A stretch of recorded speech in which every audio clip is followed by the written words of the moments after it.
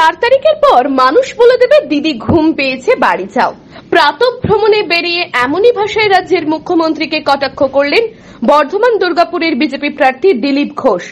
নিজের কেন্দ্রে ভোট মিটেছে, তারপরেও বাকি আসনের বিজেপি প্রার্থীদের হয়ে ভোট প্রচার চালাচ্ছেন দিলীপ। সম্প্রতি মুখ্যমন্ত্রী মমতা বন্দ্যোপাধ্যায়ের প্রকাশ্য সভায় বলেছেন, মানুষ চাইলে মাথা নত করে সরে যাব। শুক্রবার সকালে বর্ধমানে প্রাতঃভ্রমণ সারার পর সাংবাদিকদের প্রশ্নের মুখোমুখির জবাবে দিলীপ বলেন, উনি বুঝতে পেরেছেন সরিয়ে দেওয়ার আগে সসম্মানে সরে যাওয়া ভালো। আর 4 তারিখের পর মানুষ এটা বলে দেবে দিদি ঘুম পেয়েছে বাড়ি যাও। ভোটের আগে নন্দীগ্রামে অশান্তি ও কলকাতায় বাংলাদেশি সাংসদ খুনে রাজ্যের আইন শৃঙ্খলা পরিস্থিতি নিয়ে প্রশ্ন তোলেন ওই বিজেপি নেতা। বুঝতে পেরেছেন সরিয়ে দেওয়ার আগে সসম্মানে সরে যাওয়া ভালো।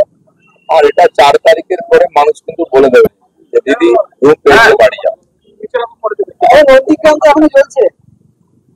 ইলেকশন যেখানে যেখানে হচ্ছে দক্ষিণ বাংলায় সব জায়গায় গন্ডগোল করার চেষ্টা হচ্ছে, কারণ টিএমসি জেতার কোথাও চান্স নেই।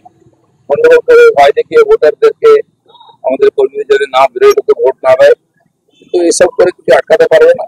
এই হিংসা যা করার এই ইলেকশন করে নিচ্ছে, এরপরে আর পশ্চিমবাংলায় কেউ এরকম করতে পারবে না। যদি চলতেই থাকে, প্রথম পদে কোন ইলেকশনকে কেন্দ্র করে কোন খারাপ হয়নি, শান্তি ছিল। ইলেকশনের আগে ওরা আক্রমণ করেছে, একজন 56 বছরের মহিলাকে যে নৃশংসভাবে হত্যা করা হয়েছে। পশ্চিমবাংলায় মহিলাদের কি সুরক্ষা আছে এটা বোঝা যাচ্ছে। সম্মান প্লাস আপনারা শুনেছেন বাংলাদেশে একজন এমপি এখানে ট্রিটমেন্ট করতে এসেছিলেন, তিনিও খুন হয়ে গেছেন নির্মমভাবে। পশ্চিমবাংলায় কার সুরক্ষা আছে? দেশি বিদেশি, স্ত্রী পুরুষ, গরিব ধনী, শহর গ্রাম, কোথাও সুরক্ষা নাই। সেটা বারবার প্রমাণ হয়ে যাচ্ছে। সাধারণ মানুষ এর বিচার করবে। পূর্ব বর্ধমান থেকে নিজস্ব প্রতিনিধির রিপোর্ট, টিভি নিউজ 10। সুলভে সঠিক চিকিৎসার একমাত্র প্রতিষ্ঠান বিবেকানন্দ হসপিটাল। 24 ঘন্টা emergency service, blood bank, trauma care. আপনাদের সেবায় আমরা তৎপর। গুণমান ও পরিষেবায় দুর্গাপুর বিধাননগরের ডক্টর জাকির হোসেন এভিনিউর বিবেকানন্দ হসপিটাল শিল্পাঞ্চলের মানুষের মন জয় করেছে।